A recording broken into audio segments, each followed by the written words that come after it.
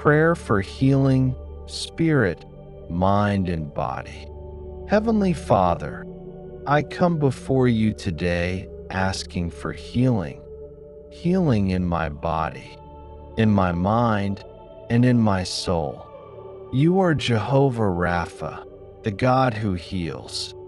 You see every hurt, every wound, every pain. Nothing is hidden from you. Lord, I lay before you all the things I can't fix. I believe you have the power to restore what's been broken, to strengthen what's been weak, and to renew what's been drained.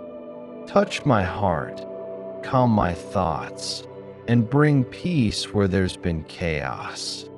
Whether healing comes slowly or instantly, I trust your timing and your purpose. I know you are working, even when I don't feel it.